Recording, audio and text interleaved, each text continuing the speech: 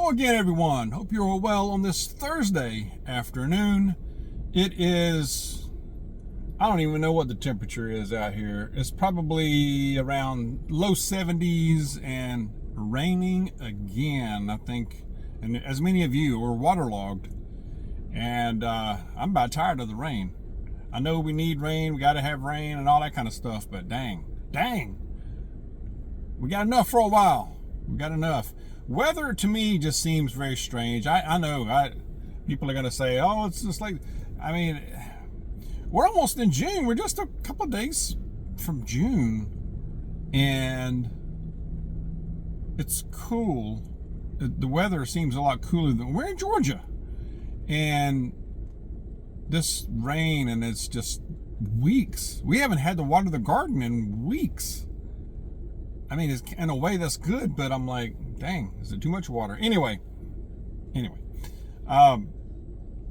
So things seem to be ramping up as far as the chaos and in general, just the chaos in the world with our government, with overseas, the conflicts, and who do you trust? That's just kind of been the question too on my mind today is, can we trust any of them? Who do we trust? I have some other little news as well I will share. What can we do about it? You know, I have a terrific passage I'm going to share with you towards the end of the video, and it will definitely make you think. It will make you think, and it will, I think it will strengthen your faith. So stay tuned for that. But first, I was just kind of perusing what was going on as far as news items and crime.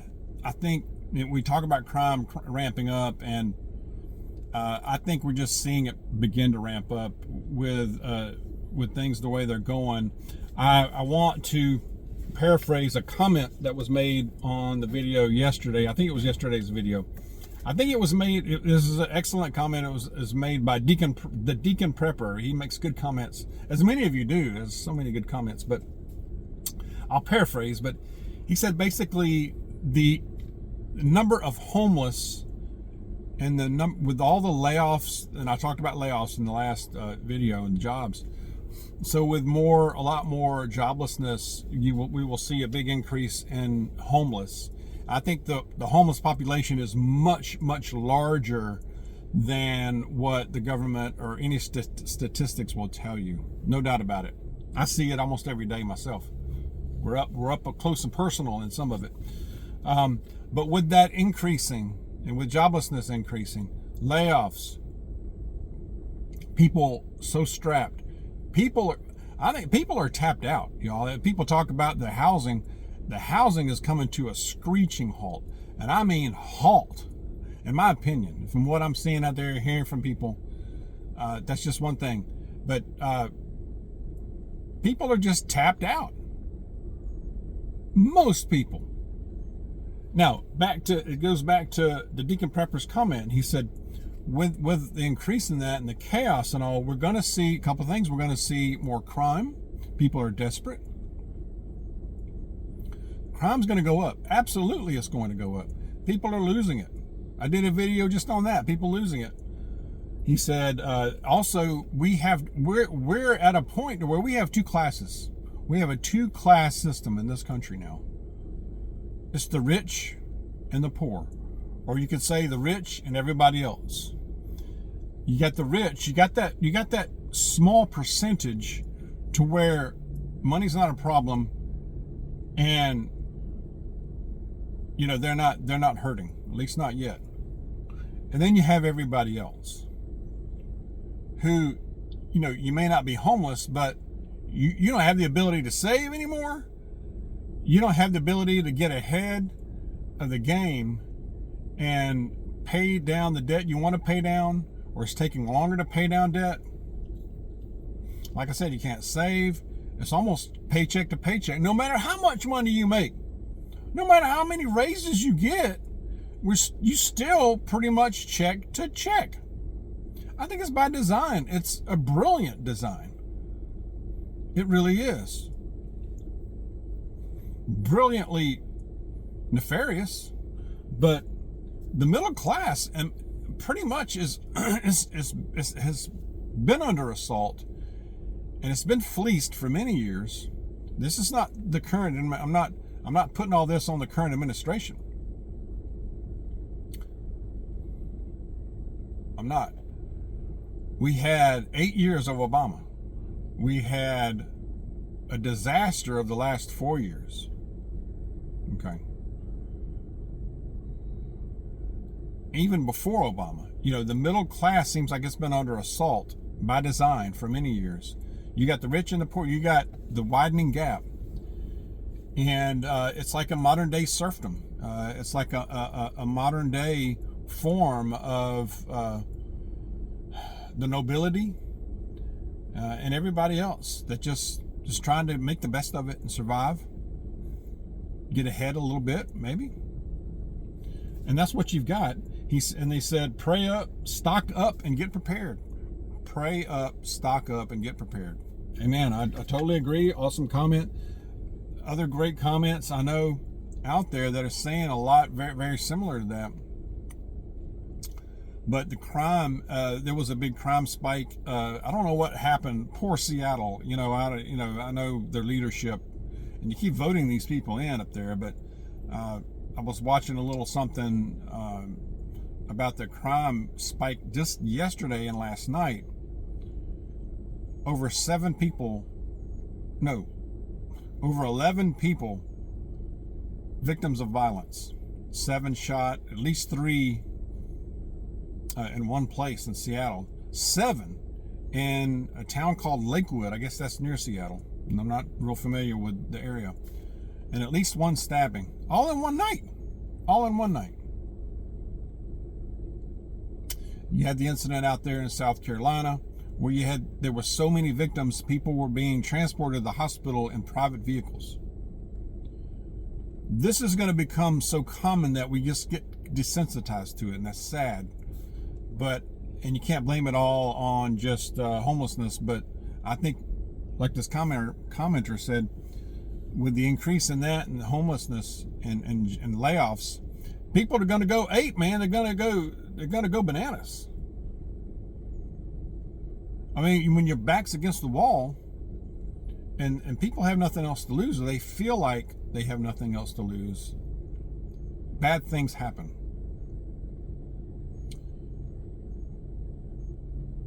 Who do you trust? I saw where Patel, the leader of the FBI, director of the FBI, said that answers on the FBI sources at the January 6th riots are coming. It will shock people, he said.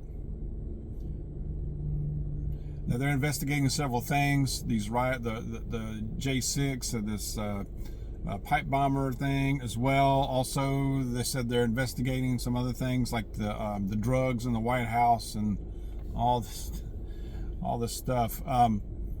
Answers are coming soon. It will shock people. I don't know what to expect. I mean, we're still waiting on Epstein and all this other stuff. We'll never see that. I know.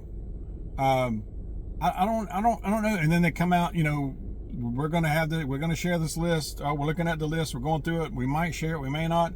Oh, by the way, Epstein did commit suicide. He did take his own life. That's way different from what you've been saying and what you were going to find out and all this stuff.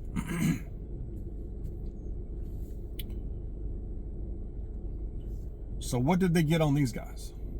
What did they get on Patel and Bongino? Or were they compromised beforehand? I don't know. That's the way I'm reading it. I mean, as a person with any kind of reason or critical thinking is going to, from their behavior before, saying that they're going to do all this stuff, and then now it's like, oh no, this is the way it is. He took his own life. No other explanation, no other proof, no nothing. Okay. Who got what on you? Doge. So Musk has stepped back. I think that was a temporary thing anyway, but he has left the department, or has left it, and he said that they saved $175 billion across the federal government. So my thinking there, my take there is that even if they say Doge is staying in place without Musk driving it, I don't know. Are they going to find other stuff? Is this going to be enforced? How does it help us? I don't know. I don't know what to trust. What do y'all think about it? Does it make any difference? Was that all for nothing? Was that just a publicity stunt? Was it for show? I don't know. Now, I'm going to stop right here and say, I'm still glad I voted for Trump. Number one is the alternative was unthinkable. The alternative would have accelerated the demise of this land quicker, tenfold, hundredfold from what we are going to see anyway. But in a very, very, very bad way. So yeah, in my eyes, in my mind, there was no choice when I walked into that voting booth. I mean, there's no other. It had to be Trump. Okay. Now we have high hopes and all this stuff. We still could see some more stuff, good stuff. We may not. I know his base is a lot of his base is losing some patience. It would be nice to see some people in handcuffs. There's so many things. J6 stuff, the thing from 2020, crimes against humanity. You can make all kind of, all this money that's been laundered and all this, the crimes, but nothing. Who's been held accountable? Anybody? Is it coming? Are they working on it? What's going on?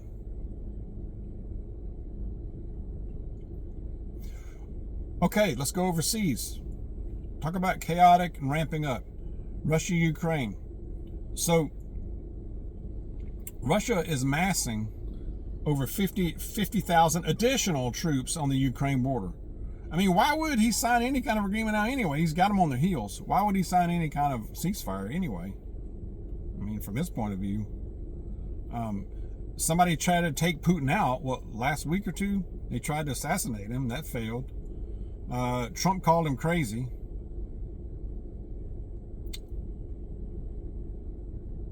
My question too, though, is that Trump has been making a big deal out of you're going to end this war, and there are too many deaths. Yes, there are. Yes, it would be nice to have it ended, but we didn't start it. Why are we still defending their borders? Why are we still, for Ukraine, why are we still sending money and weapons there? That was supposed to stop, I thought.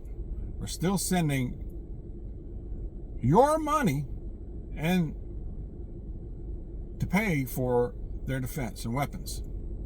Still happening. That hasn't stopped. Why are we still utilizing our intelligence services to help them? If you wanted, it makes sense to me. If you wanted to accelerate the end of the war, why not cut off what's enabling Mr. Z to keep this going? It would put him to the like, hell, we got to put an end to this. And then Putin's on the other side, like, hey, I'm coming full force now, full force, dude.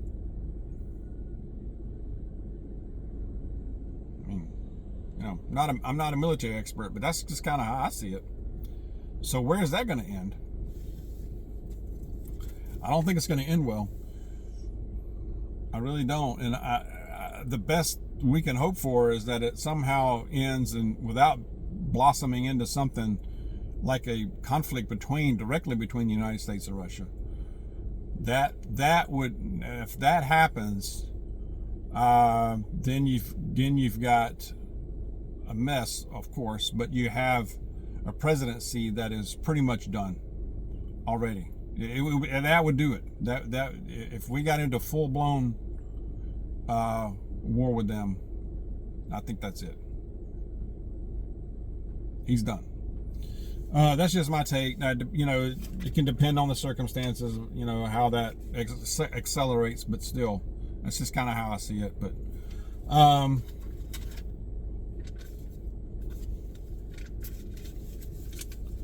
what else can we do? Pray, prepare. What can you control? I know I keep saying that, but we have to keep our focus too. It can be easy to get so wrapped up in all the little news and all the little things that are going on every day in the media.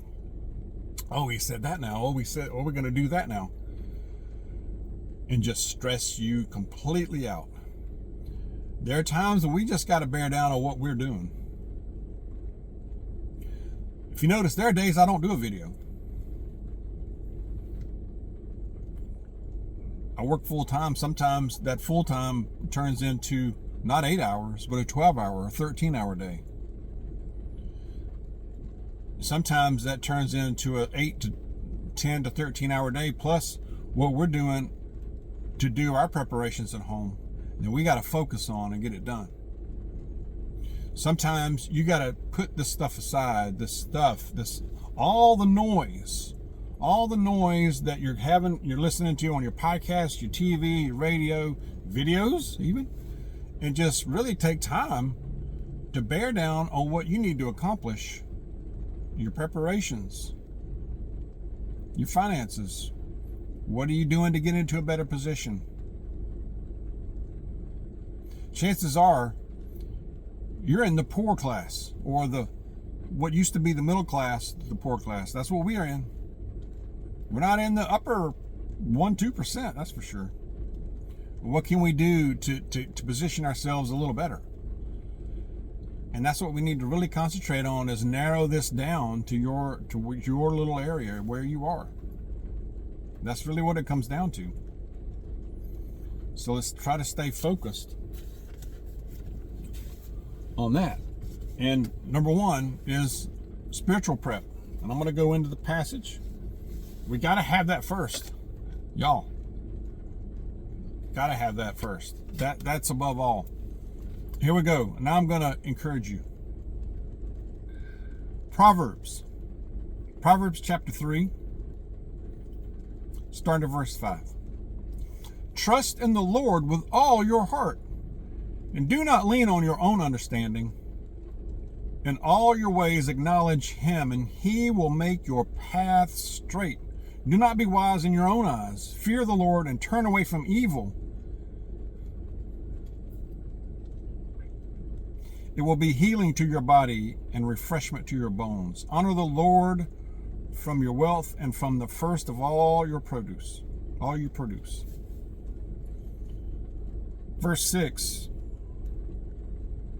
5 and 6. Trust in the Lord with all your heart and do not lean on your own understanding. We need to trust him with everything. In all your ways acknowledge him, and he will make your path straight. We need to, and I said it near the beginning of the video, who do you trust?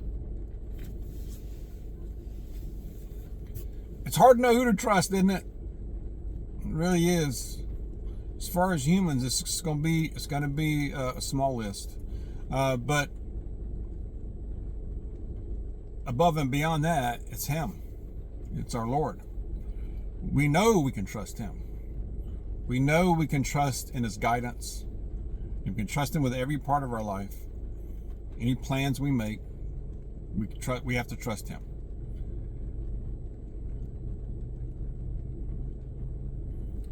That is rock solid. It doesn't ever change. No matter what's going on, no matter what kind of chaos is going on here, or troubles we go through, we know we can hang on to that. That's our rock. And it's there for good. All right. So let that encourage you. I hope that makes sense and I hope that helps. Share your thoughts. What are you doing to focus and not get too strung out on all this stuff, Ron? What are you doing? What's helpful to y'all? Share your thoughts. Let's keep it in prayer. Stay close to Jesus. God bless y'all. I'll see you soon.